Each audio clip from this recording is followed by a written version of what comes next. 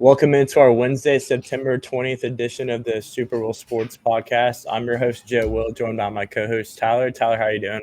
Good. I've shed about 17 pounds of hair since the last time we did a show. Yeah, the haircut's looking good. I can't say that I'm feeling too hot myself, so I'm going to need a Michael Jordan flu game performance here. I've been feeling kind of sick the last couple of days, and it's gotten worse. But I had to do the podcast. You know how it is. Yeah. So. It's weird. I get sick like once or twice a year, and so I guess this is my my one time. Hopefully, knock on wood. But there's a lot of good games this weekend. This is probably one of the better college football weekends we've seen in a while.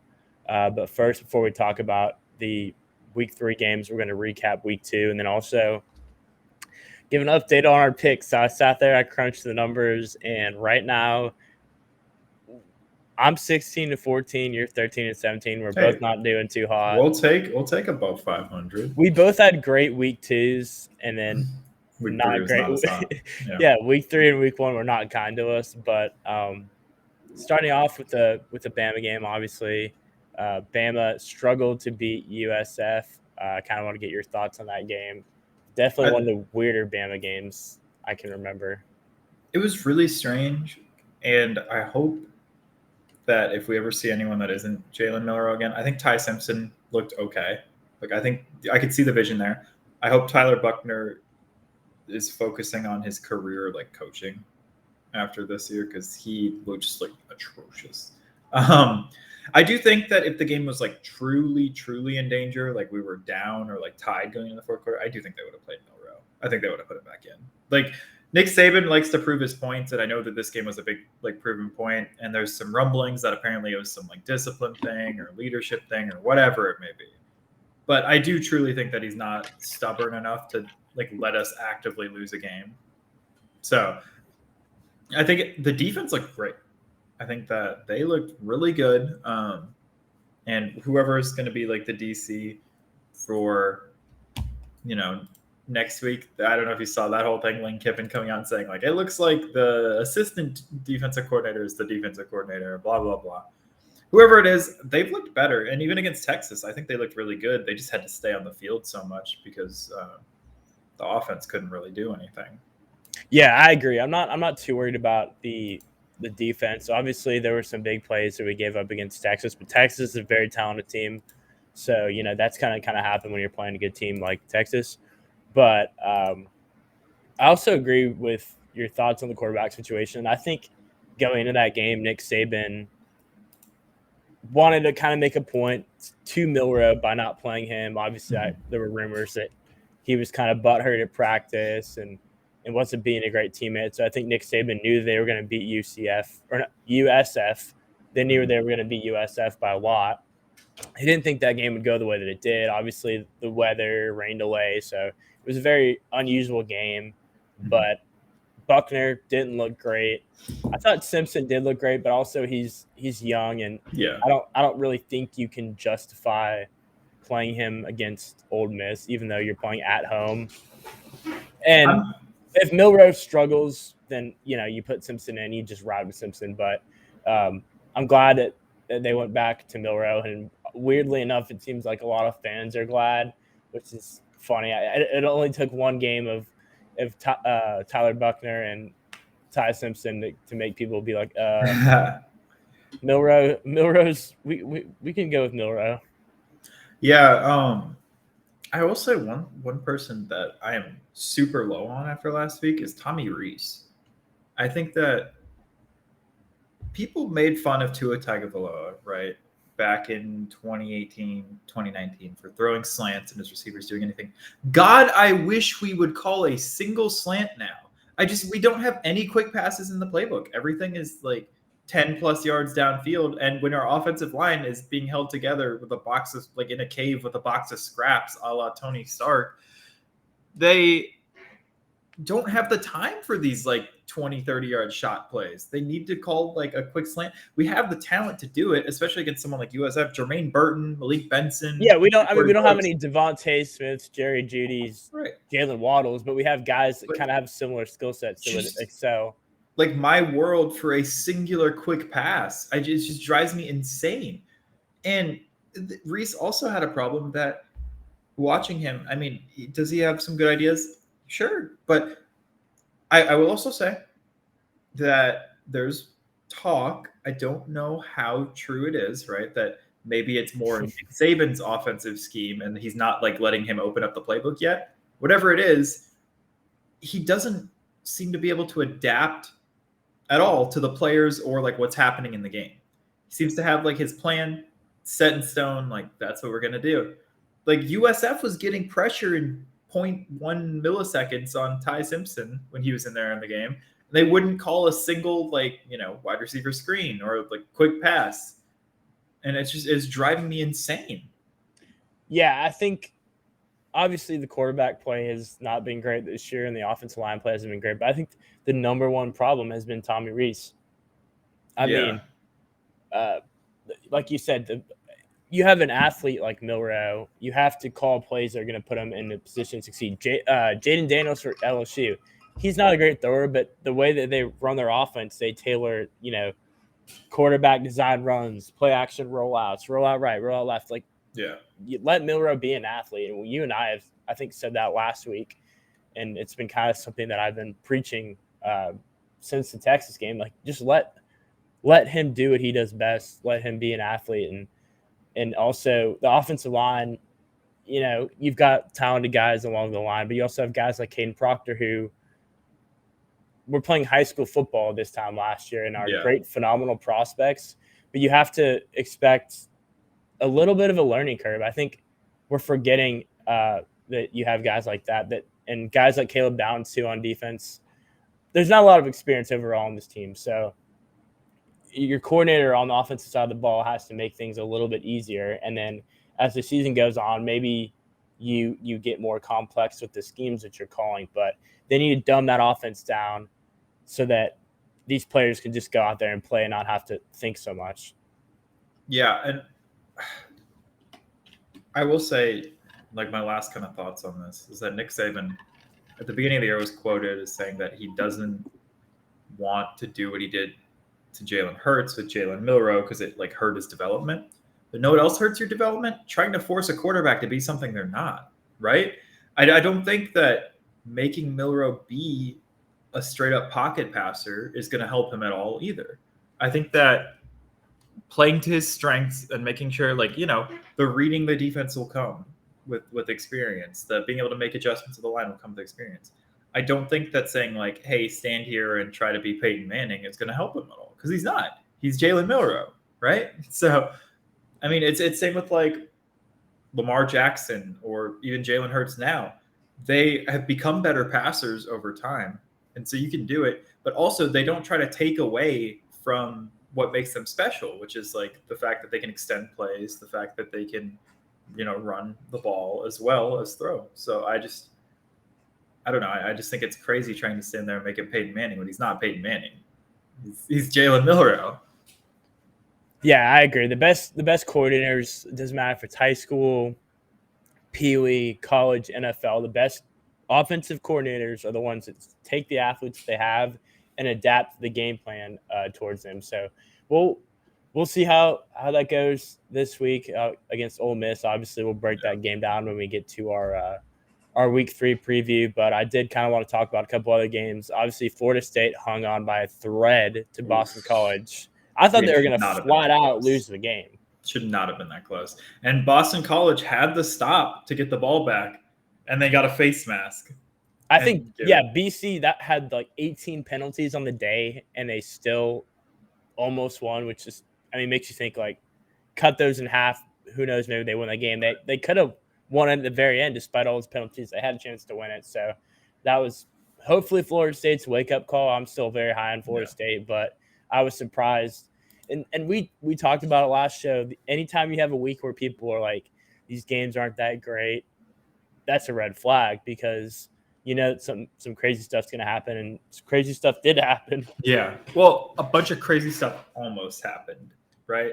I think every single crazy thing so close to disaster, and then nothing actually happened. Like Georgia. Yeah. Right? That's what we're talking about next. Georgia. Oh, we're like getting pretty handily beaten by South Carolina in the first half. I mean, they're down to halftime by what, like 10 points? Yeah, And then they came back and won by like 20 because I don't think South Carolina scored in the second half. But I will say Spencer Rattler, I am becoming a fan. I think he's been looking pretty good. I mean, he's been efficient. He's been making the right moves. I think that he's starting to become the Spencer Rattler he was supposed to be at Oklahoma. Yeah, and I think Rattler will be a guy that won't get too much draft hype. Maybe he gets more hype towards, like, as the draft gets closer, there's always one guy. Yeah. But I mean, we talked about how low to the quarterback class is. He could fall on the radar and end up being like a second or third round pick, but provide a lot of value for a team. But yeah, Georgia, Kirby Smart, we probably have all seen the halftime clip by now of him rallying his guys, and they kicked some butt in the second half, but they played that game at home. Who knows how things go if you're playing at South Carolina, or, you know, if you look at the rest of their schedule, they play at Florida and they play at Auburn, not this week, but the next week. So Georgia, that was their biggest test of the year. They looked like they were like not even the same Georgia team we're used to in the first half, but second half they woke up. But we'll see later on in the year how they do with their other tests. But Colorado, I came home from the Troy game, and I was happy to see that, because I was like, there's no other good games tonight. And then I was happy to see that Colorado and Colorado State were in an overtime game. So that was pretty cool. I don't know if you got the chance to watch some of that. Oh, I watched almost the entirety of the game. I was praying for Colorado State to win. I think the biggest impact of the game, besides them almost winning, was that Travis Hunter is going to be out now for the two biggest games of the year for Colorado. Yeah. Which is not a great thing for someone that thinks Colorado's overhyped, because now they have the "we didn't have Travis Hunter" excuse when they inevitably lose. So, but now if they end up winning either of those games, it's going to be a lot more impressive, right? Yeah, I mean, that's a pretty big if, but it is. Like I said at the beginning of the year, they're going to start 3-0, then they'll be 3-2 by the time these two games roll around. So I teased the Florida Georgia matchup, but Florida took care of business this week. We both called it. I think a lot of people called it. Everybody looked at the spread and was like, I mean, this Tennessee team is not impressive at all. Right. So Florida won big in the Swamp. They won 29-16. I think Trevor Etienne, brother of Travis Etienne, had 23 carries for 172 yards. Joe Milton didn't play well. Is there a chance that Florida kind of runs the gauntlet here and uses that loss to Utah, where they basically shot themselves in the foot so many times they lost the game? They use this win to make themselves relevant, or are they just kind of the same Florida team? I watched the Utah game, and did I. Maybe Utah is just good, but I came away with that being extremely underwhelmed with Florida as a whole. I think that this was a good win for them. I don't think that they're going to carry it to anything special this year. I think anything can happen in the Swamp, I guess. But away from the Swamp, that's the Florida team that I'm like, not too thrilled with. Warren Sapp joining Deion. I did see that. Deion spelled incorrectly, by the way, at Colorado. I didn't even bat an eye at that. I thought that was right. No, there's an E in there. But yes, I mean, Warren Sapp, great player. I think that it's really funny. Deion's coaching staff is he's assembling all these old players, and then I think Mike Zimmer is a part of it now. Oh God, Mike Zimmer is a good defensive coach. That's true. That's true. That's about it, though. Yeah, but they have a very interesting coaching room, and everyone, I will say, for better or worse, everyone wants to play for or with Deion. It's crazy. He has the entire nation kind of captivated, and even this is the first time ever every single Colorado home game is sold out. I saw they just sold out their last game yesterday. So. Yeah, I mean, they're already exceeding expectations this year, and they're a fun team to watch. I mean, last year they won one game. This year, anytime they're on the slate, you're going to tune in for better, for worse. It doesn't matter who they're playing. They're going to provide entertainment. Last part of the Week 2 recap, Washington destroyed Michigan State. Spread was 14.5. I kind of went back and forth on it. Obviously, we had the Michigan State stuff going on within the program, but Penix is a guy that's played at Michigan State before when he was with Indiana. So I've liked the way he's played so far this year. You're a big Penix guy, and we both picked him, and they just, I mean, he put on a show. They didn't even bat an eye. My friend, who's like Washington pilled me, was at that game, and he said it was really. I don't even believe that this friend exists. I think it's like an alter ego of you. You're like, yeah, my friend, he went to this game. Yeah, I was. You believe it? Yeah, I have Dubs on speed dial, the Washington Husky mascot. Yeah, exactly. Dubs the third, I think it's on, or maybe the fourth now. Who's counting? Yeah, who's counting? Let's see. Dubs. I don't know what number he is. Anyway. Dubs 1 died. Oh. It's just Dubs 2. We're just talking about dead Huskies. Dead Huskies. It's Dubs 2 now. Anyway, okay. All right, let's talk about some games this week. I'll let you take the lead on this. I would love to. Yeah, number 22, UCLA. Against number 11, Utah. Utah's favored by 4.5. I think that UCLA has been playing pretty well this year. You know, their freshman quarterback been pretty good, right? 7 touchdowns, 1 pick. Utah as well. Every single year, I think Utah is going to be like okay, and then they end up being way better. Like they're in that solid like 10 to 15 range always now. They're never going to be like a top team, but they'll win a couple of good games every year. You know? Yeah, I agree. These games are going to make or break our record this week. One of us is either going to do really well or really bad, or I don't know how. Like we might pick similar games, but this game, obviously, you talked about Dante Moore. I think Dante Moore's good. We saw in week 1 the magnitude that playing at Utah has. Look at the spread; it's plus 4.5.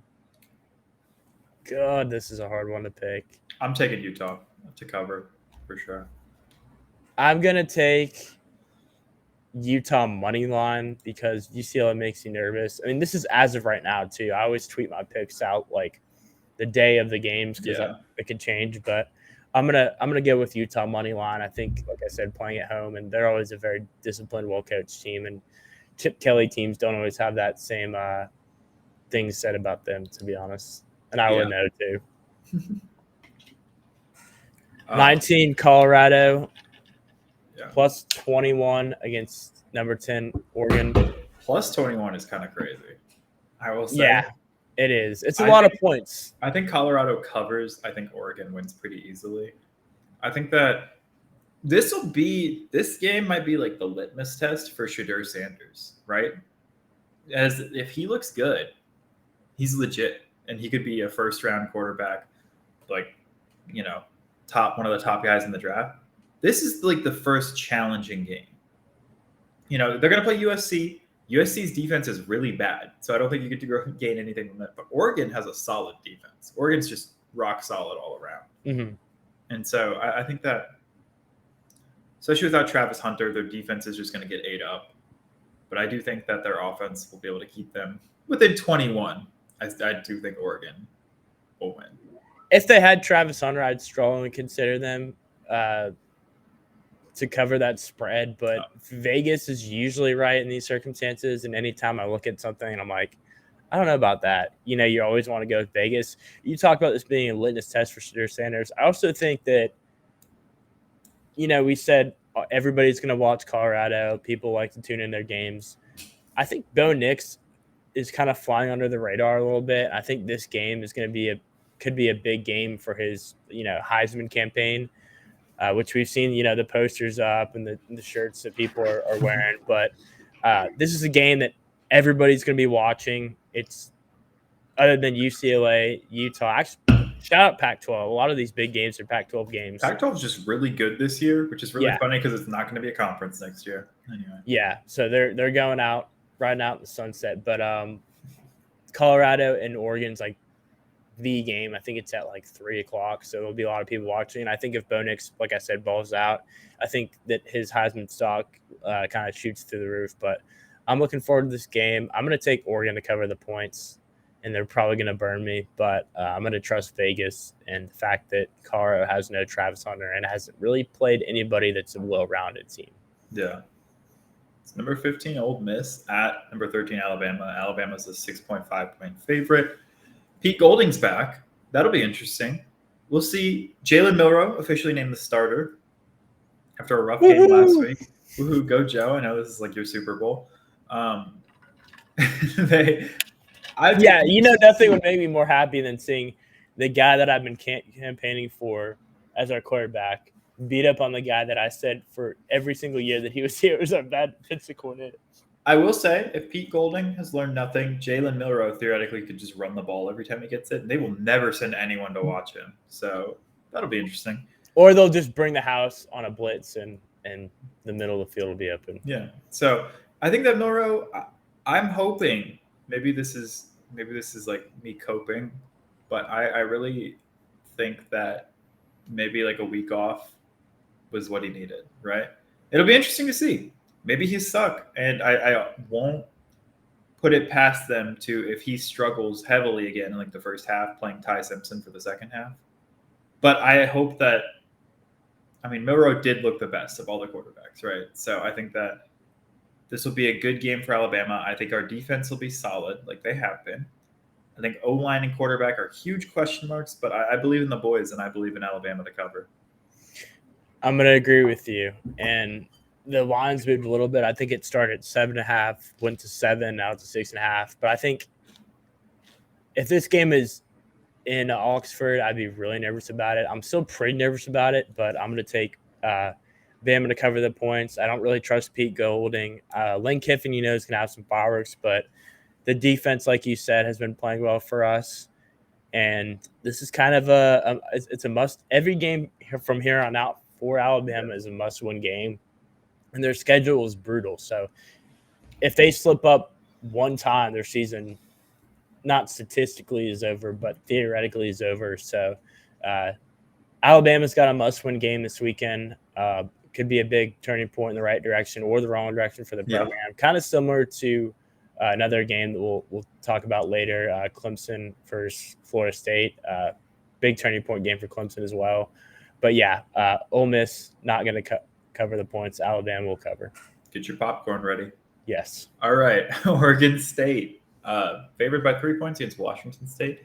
DJ Uiagalelei doing really well for Oregon State. I think that him and Spencer Rattler both are very impressive how they've had kind of like a complete turnaround. I don't know what it was at the previous schools, but they're playing their strengths. They're playing much better. And he's another guy that on hype could be like a sneaky high draft pick this year, just based on the hype that he had when he was coming out of high school. He's my candidate for flying up the draft boards, like getting closer to draft day, as long as he like holds out like this, because he's the prototypical like quarterback, right? Big guy, strong arm. And he had a lot of hype out of high school, kind of underperformed. I feel like he could sneak back into like the conversation. But anyway, and then Cam Ward for Washington State, we have that he's being slept on. I proved the point right there. I didn't even mention him. He's been good. Cam Ward has. I'm going to continue to sleep on him. I think that Oregon State will cover. Only 3 points. I think that they do that. I'm going to take it a step further. You said Oregon State. I'm actually going to pick Washington State. Interesting. I'm not going to do covering points and all that because the point spread's only 3 points. But yeah. I'm going to take Washington State at home money line. I just think as good as DJ is, he kind of didn't play that well last game. I think Cam Ward at home has played a lot better this year than DJ has, surprisingly, which a lot of people wouldn't know. That Cam Ward is at Washington State. He's kind of flying under the radar. This is the flying under the radar quarterback. Yeah. Everything he does under the radar. Yes. Next up. At number 6, Ohio State, -3 at number 9, Notre Dame. I think Kyle McCord kind of taking the reins of the QB1 spot. The running game's going well for them with Travion Henderson and Myon Williams. And then obviously we know about I almost said Smith and Jigba. Not Smith and Jigba. Marvin Harrison, Emeka Buka, Cade Stover. I mean, Carnell Tate, all these guys that they have. I mean, I just one of those guys was at Alabama, but that's neither here nor there. I'm going to take Ohio State to cover the points. I actually think this game could get ugly. I think Notre Dame's a good team. I think offensively they're gonna move the ball well, but I don't trust their defense to cover all those Ohio State athletes. So Ohio State -3 is pretty much a lock for me in my. Yeah, I'm gonna agree with you. I'm not a huge Kyle McCord fan, but I'm also not a huge just Notre Dame believer in general. Like I've been very vocal about this. They'll always be highly ranked. They'll always play a bunch of nobodies, and then as soon as they run into an actual team, they'll get buzzsawed. Sam Hartman's looked great. I will say Sam Hartman has been very good to start the year, much better than even I thought he would be. So good for Sam Hartman and Notre Dame. I think that even with Kyle McCord not exactly knocking my socks off to say, as far as impressing me, I do think that you make an excellent point that they're just going to out-athlete them on offense, and their defense is going to be able to slow Notre Dame enough. I think that I'm also going to take Ohio State -3. And their defense has been surprisingly good this year. So yeah. Number 24, Iowa, plus 15 points at number 7, Penn State. Penn State kind of looked a little sloppy last week, but they cleaned it up and pulled away and covered. And they haven't let me down this year, so I'm going to pick them to cover 15 at home in a whiteout game. -15. Penn State -15 is going to be my pick.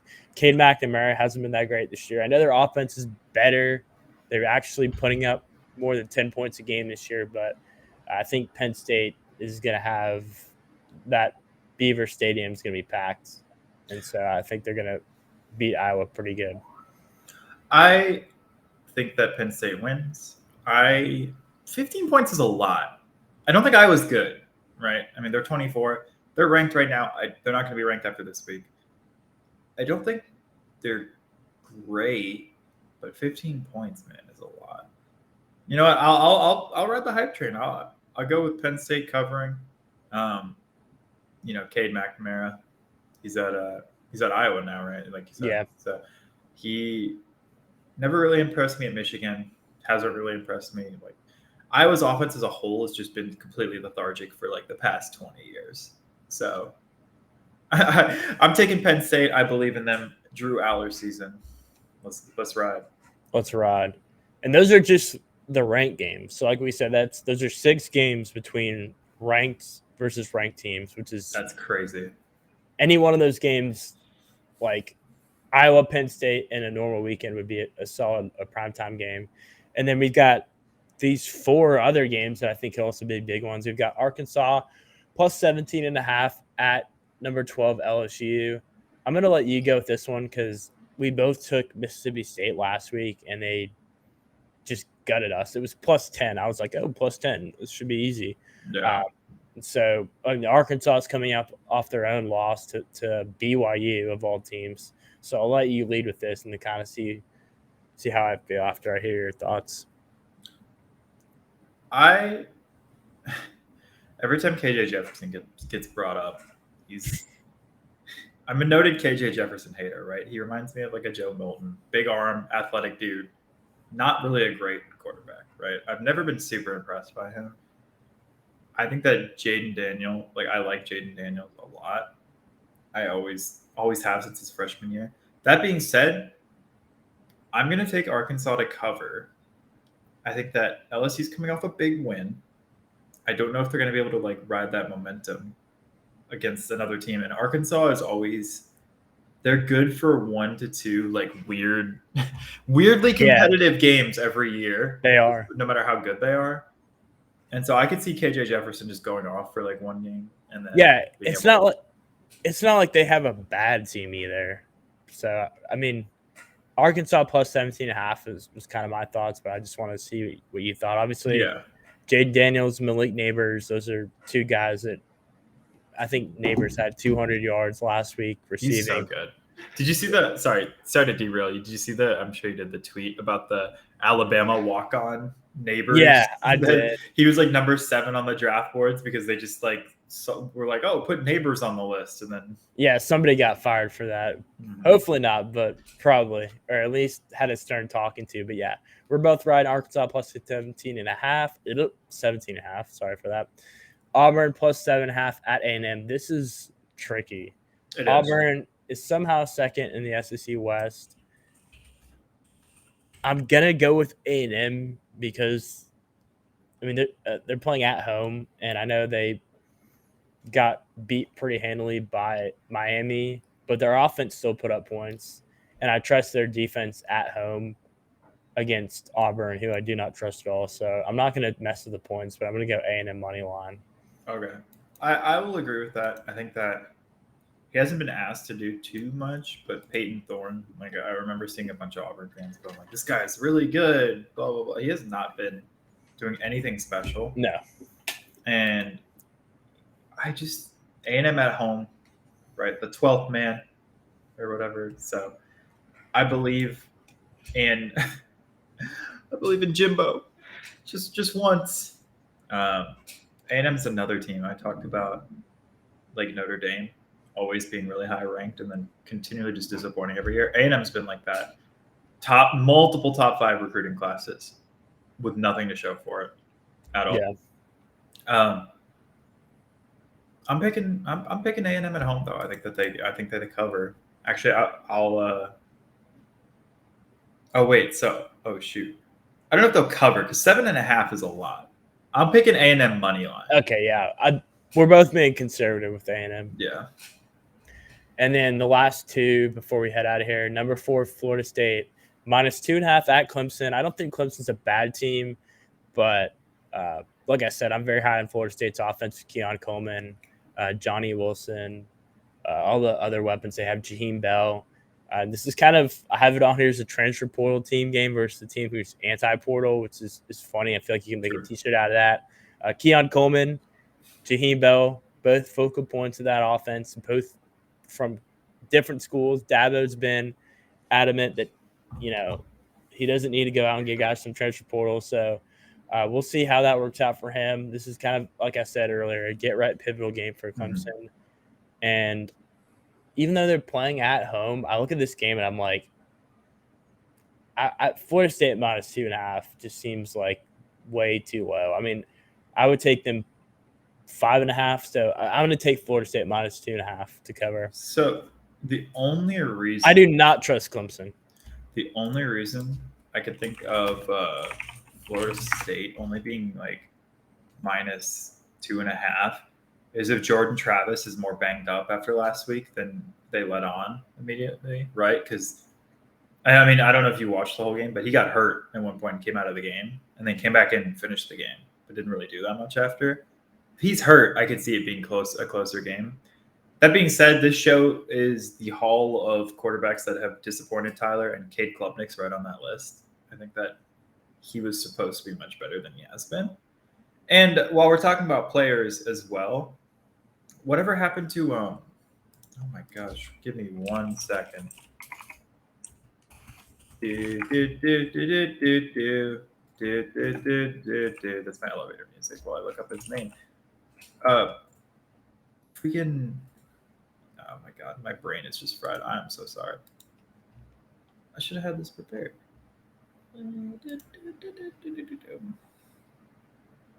He's not even on. Was he hurt last week? Who? Oh, Will Shipley. God dang, dude. I couldn't think of his name. Will Shipley was like supposed to be the next Christian McCaffrey. I mean, I feel like a lot of that is just because he's a white running back. But also, he has not done that much this year. I think that he got way overhyped because he was like a 5-star. And he was a white running back. People were like, "Oh, he's been good for them. Like, he's been good. It's kind of really a lot of parallels between Alabama and Clemson, minus kind of the quarterback thing. But both teams thought their running backs were going to be good, and they haven't really done much. So, what's your pick on this game? I am picking Florida State to cover. Pretty easy. All right, so we're just lockstep in basically. Yeah. Most of these games, which is usually how it goes, and that's probably why we're both not doing too hot. You're doing better than me. Last game, barely. Number 3 Texas at Baylor, plus 15 points. We saw Baylor be a +8 dog to Utah, and they covered. They almost won that game. I think that they covered the spread on this game. Texas, other than playing Bama, really hasn't looked that great. And the Big 12 is so weird with their games. A lot of these games are close. So I'm going to take them to cover plus 15. I might see if I can get it, buy a couple points with that. Maybe get to like 16 and a half or 17 maybe. But plus 15 is pretty juicy. And I think Baylor covers that because they're always good for a couple weird games a year, similar to Arkansas. Yeah, and sticking with the trend of agreeing with you, I'm also going to take Baylor cover. I believe in my Big 12 champion future Baylor Bears. Come on. I need them to win the division to win like $70,000. But no, I do think Baylor covers. I don't think Texas blows them out by like a huge amount. I think that Texas probably wins, but not by like that much. Yeah, and like I said, it's weird. Like Texas against teams not named Alabama has just been like kind of Yeah. But that's 10 games. My butt is always glued to the couch on Saturdays, but Same. this Saturday it's going to be like super glued. Have some. It's a good week. Yeah, hopefully I'll be feeling a little bit better, but I don't know. It's not trending in the right direction. But worst case scenario, I'll be sitting there with food and a blanket watching college football, and that's all you can really ask for. Right. And I would be doing that even if I wasn't sick. So, but I have an excuse now. But thank you everybody for tuning in, and hope that everybody has a good rest of your night. And I'm just going to stall while I try and find this, and here it is.